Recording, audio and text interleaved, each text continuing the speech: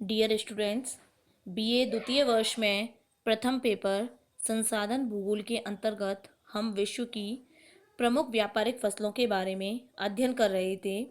इससे पहले के लेक्चर में हमने रबर के बारे में पढ़ा।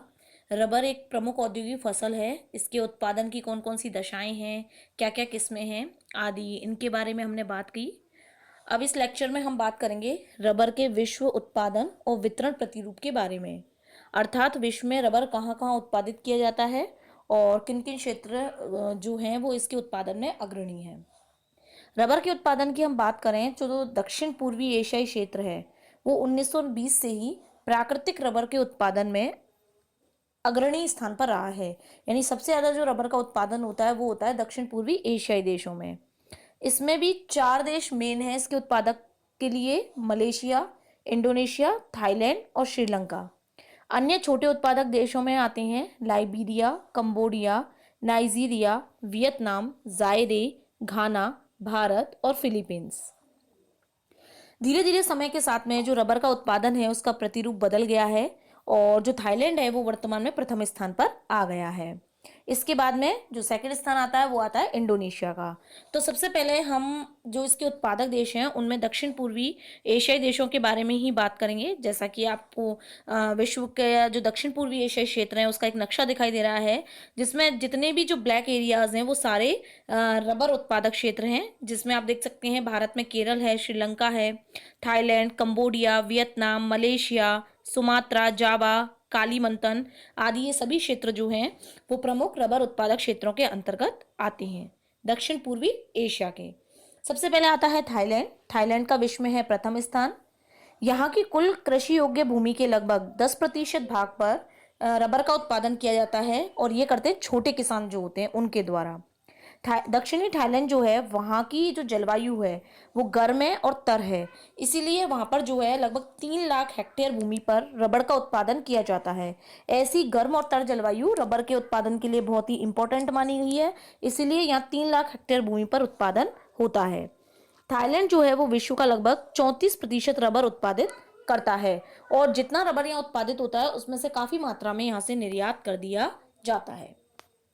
थाईलैंड के बाद दूसरा स्थान आता है इंडोनेशिया का। रबर इंडोनेशिया की प्रमुख बागाती और व्यापारिक फसल है। उत्पादन और निर्यात की बात करें तो इसका विश्व में दूसरा स्थान है। 1942 से लेकर 1950 के बीच तक इंडोनेशिया में विश्व का सबसे ज्यादा अधिक रबर उत्पादित होता था। फिर स्थान आ गया थाईलैंड का। प्रमुख उत्पादक क्षेत्रों की बात करें तो इसमें आते हैं उत्तरी व मध्य सुमात्रा, जावा, सैली बीच और कालीमंतान। इसके अलावा यहाँ पे जो रबर है उसकी कृषि में कुछ समस्याएं आती हैं, जिसके कारण अब धीरे धीरे यहाँ जो रबर का उत्पादन है वो घट रहा है। एक तो उच्च उत्पादन लागत, यहाँ के जो काश्तकार हैं वो अधिक पूंजी का निवेश नहीं कर पाते, जबकि रबर में जो है वो लागत ज़्यादा लगती है, तो इसीलिए थोड़ा सा यहाँ पे रबर का उत्पादन घटा है। दूसरा आता है कृत्रिम रबर से प्रतिस्पर्धा। वर्तमान में रासायनिक यानी केमिकल्स के माध्यम से संश्लिष्ट रबर का उत्पादन किया जा रहा है, जिसके कारण भी प्राकृतिक रबर का उत्पादन घटा है। तीसरा, रबर संग्राहकों की चलवासी जिंदगी, यानी जितने भी लोग रबर की कृषि में लगे हुए हैं वो लोग किसी भी एक स्थान पर स्थायी निवास नहीं करते हैं, बल्कि इनका जो निवास है वो बदलता रहता है निवास स्थान। तो इन तीनों ही दशाओं का जो है वो रबर के उत्पादन में प्रतिकूल प्रभाव पड़ा है, इसीलिए इंडोनेशिया में धीरे धीरे जो रबर का उत्पादन है वो कम हो गया है। इसके बाद नेक्स्ट आता है मलेशिया। मलेशिया में सन 1876 में सबसे पहले श्रीलंका से लाकर के रबर के पौधे लगाए गए थे।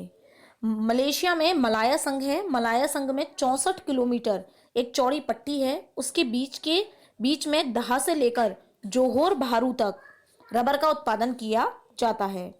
इस क्षेत्र में लगभग 300 मीटर की ऊंचाई तक सुप्रवाहित पहाड़ी भागों में रबर के बागान मिलते हैं, जो अधिकतर यूरोप वासियों के अधिकार में है। पूर्वी भाग के पेनांग, केलांट व ट्रिंगानू राज्यों की लगभग 2% भूमि रबर व्यापार में संलग्न है। मलेशिया का विश्व में है तीसरा स्थान रबर उत्पादन में।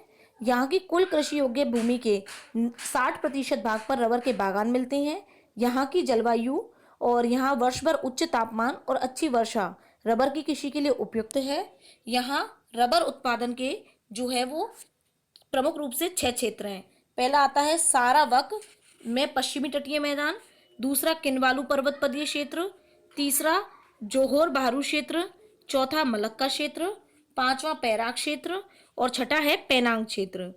यहाँ पर आधे से अधिक भाग में जो है वो रबर का उत्पादन छोटी छोटी जोतों के माध्यम से किया जाता है। मलेशिया के बाद आता है भारत। भारत का विश्व में रबर उत्पादन में है चौथा स्थान। सबसे पहले अगर भारत में रबर उत्पादन की बात करें तो यहाँ सन 1902 में पेरियर नदी है उसके किनारे पर उत्तरी ट्रावनकोर क्षेत्र में रबर का उत्पादन प्रारंभ किया गया था। यहाँ पर रबर का उत्पादन प्रारंभ करने का श्रेय जाता है मार्क्विस ऑफ सेल्सीबरी को। धीरे धीरे जो रबर उत्पादन है उसमें भारत का काफ़ी योगदान बढ़ता गया है और अब ये चौथे स्थान पर आ गया है। प्रमुख उत्पादक राज्यों की बात करें तो इसमें सबसे पहले आता है केरल। केरल में छोटे छोटे बागानों में रबर का उत्पादन किया जाता है। प्रमुख उत्पादक जिले हैं कोट्टायम, क्विलोन, कोझिकोड और एर्नाकुलम।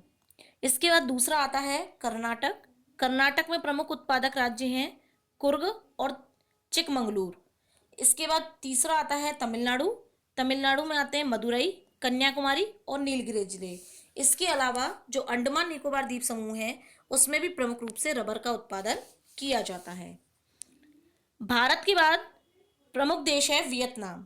वियतनाम में कंपूचिया की सीमा से लगे हुए सेंट जैक्स क्षेत्र में रबर के बागान हैं। यहाँ लाल मिट्टी है तो इसीलिए जो रबर का उत्पादन है वो अच्छी तरीके से होता है और यहाँ पे जितने भी बागान हैं उन पर फ्रांसीसियों का अधिकार है। वियतनाम में लगभग 1.3 लाख हेक्टेयर भूमि पर 10.35 लाख टन रबर का उत्पादन किया जाता है। वियतनाम के बाद आते हैं पश्चिमी अफ्रीकी देश, यानी वियतनाम तक जितने भी दक्षिण पूर्वी एशियाई क्षेत्र है वो आते हैं प्रमुख रूप से, जिनके बारे में हम पढ़ चुके हैं। ये रबर उत्पादन में काफ़ी आगे हैं। अब हम बात करते हैं पश्चिमी अफ्रीकी देशों के बारे में। यहाँ पर 533 वर्ग किलोमीटर क्षेत्र में रबर के बागान हैं और ये विश्व का सबसे बड़ा एकल बागान है। ऐसा इतना लंबाई चौड़ाई में फैला हुआ एकमात्र बागान है। लाइबेरिया जो है वो पश्चिमी अफ्रीकी देशों में सबसे बड़ा उत्पादक देश है। लाइबेरिया में जो रबर के बागान हैं उस पर अमेरिकी फायर स्टोन कंपनी का अधिकार है। अन्य उत्पादक क्षेत्रों में आते हैं लाइबेरिया, आइवरी कोस्ट, नाइजीरिया, घाना और जायरे। पश्चिमी अफ्रीकी देशों के बाद आता है ब्राज़ील। ब्राज़ील हमारा है दक्षिण अमेरिका में। ब्राज़ील रबर की मूल भूमि है। 19वीं सदी के अंत तक जो ब्राज़ील है उसे रबर के उत्पादन में विश्व में एकाधिकार प्राप्त था। 1876 में सर हेनरी विखम नामक एक अंग्रेज थे जो ब्राज़ील के बोयम नामक स्थान से रबर के 70,000 बीज चुराकर इंग्लैंड के क्यू गार्डन में लेकर के गए थे। वहाँ पर उन्होंने उसकी पौध तैयार की और पौध तैयार करने के बाद में जो दक्षिण पूर्वी एशिया के विभिन्न देश हैं उनमें रबर का उत्पादन प्रारंभ हुआ। यानी सबसे पहले जो पौध तैयार हुई थी वो हुई थी ब्राज़ील में, फिर वहाँ से विश्व के अन्य देशों को ये पौध ट्रांसफ़र की गई और फिर धीरे धीरे विश्व के अन्य क्षेत्रों में उत्पादन बढ़ा और फिर दक्षिण पूर्वी एशियाई क्षेत्रों ने इसमें अपना एकाधिकार जमा लिया। ब्राज़ील का जो अमेजन बेसिन है वो रबर के उत्पादन में पहले एकाधिकार प्राप्त था, यानी एकमात्र एक ऐसी जगह थी जहाँ रबर का उत्पादन होता था। लेकिन धीरे धीरे समय के साथ में यहाँ रबर के उत्पादन में गिरावट आई है। इस गिरावट के कुछ कारण हैं जो निम्न हैं। एक तो ये है कि यहाँ रबर के पौधे जो है वो प्राकृतिक रूप से उगते हैं, यानी कहने का मतलब ये है कि अपने आप नेचुरली जो है वो पौधे डेवलप होते हैं या पौध तैयार की नहीं जाती, जिसके कारण जो सामूहिक रूप में ये नहीं उगते हैं बल्कि बिखरे हुए रूप में होते हैं। तो बिखरे हुए रूप में होने के कारण इनसे जो दूध इकट्ठा किया जाता है उसमें काफ़ी प्रॉब्लम आती है। दूसरा, यहाँ की जलवायु अस्वास्थ्यकर है जिसके कारण जो भी श्रमिक यहाँ रहते हैं वो बीमारियों से ग्रसित हो जाते हैं। परिवहन के साधनों की कमी है। इसके अलावा जनसंख्या घनत्व कम होने के कारण पर्याप्त श्रम शक्ति भी नहीं मिलती है। अवैज्ञानिक ढंग से पेड़ों से दूध का निष्कर्षण होता है जिसके कारण उतनी मात्रा में हम इनसे दूध प्राप्ति नहीं कर पाते जितनी मात्रा में रबर का उत्पादन किया जाना है। तो इस तरीके से इन सभी कारणों की वजह से वर्तमान में जो अमेजन बेसिन है उसमें जो रबर का उत्पादन है वो काफ़ी कम होता जा रहा है और जो दक्षिण पूर्वी एशियाई क्षेत्र है वहाँ पर रबर उत्पादन की अनुकूल दशाएं उपलब्ध हो रही हैं जिसके कारण वहाँ उत्पादन दिन प्रतिदिन बढ़ रहा है। ब्राज़ील के बाद बात करते हैं विश्व के अन्य उत्पादक देशों के बारे में। इसमें आते हैं श्रीलंका, चीन और कंबोडिया, जिसमें छोटे स्तर पर रबर का उत्पादन किया जाता है। प्राकृतिक रबर के बाद हम बात करते हैं संश्लिष्ट रबर के उत्पादन के बारे में। जैसा कि मैंने पहले भी बताया, वर्तमान में जो संश्लिष्ट या कृत्रिम रबर है उसका उत्पादन तीव्र गति से बढ़ रहा है, जिसके कारण जो प्राकृतिक रबर है उसके उत्पादन में चुनौतियों का सामना करना पड़ रहा है। विश्व में रबर उत्पादन की बात करें तो जो विकसित देश है, यानी जो काफ़ी डेवलप देश हैं, उनमें ही संश्लिष्ट रबर जो है उसका उत्पादन हो रहा है। 25% कृत्रिम रबर का उत्पादन संयुक्त राज्य अमेरिका द्वारा किया जा रहा है। अन्य उत्पादक देश हैं Russia, Japan, Germany, Canada, Italy, Netherlands. वर्तमान में भारत और मैक्सिको जैसे विकासशील देश जो हैं वो भी कृत्रिम रबर के उत्पादन में धीरे धीरे वृद्धि कर रही हैं, लेकिन विकसित देशों के द्वारा ही मेनली जो कृत्रिम रबर है उसका उत्पादन किया जा रहा है, क्योंकि वहाँ पर इसके उत्पादन के लिए पर्याप्त केमिकल्स, सभी प्रकार की सुविधाएं उपलब्ध हैं। अब हम बात करते हैं इसके विश्व व्यापार के बारे में।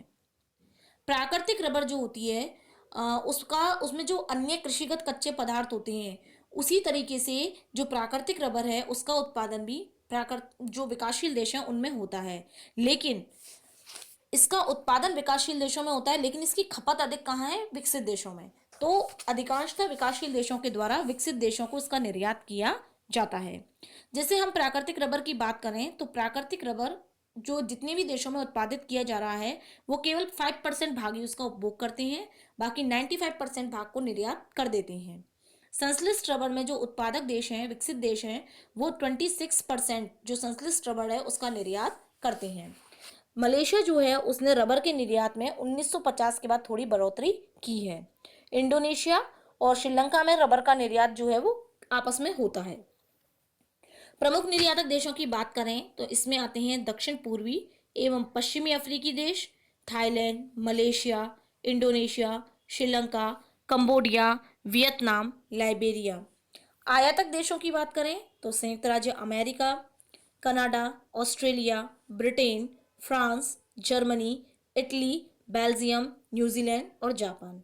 तो जैसा आपने देखा कि जितने भी विकासशील देश हैं, यानी दक्षिण पूर्वी और पश्चिमी अफ्रीकी देश जो है वो विकासशील देशों की श्रेणी में आते हैं।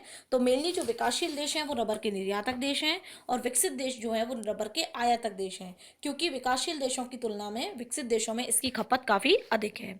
तो इस तरीके से रबर का उत्पादन विश्व स्तर पर होता है, लेकिन इसके उत्पादन में जो दक्षिण पूर्वी एशियाई देश हैं उनका प्रमुख स्थान माना जाता है।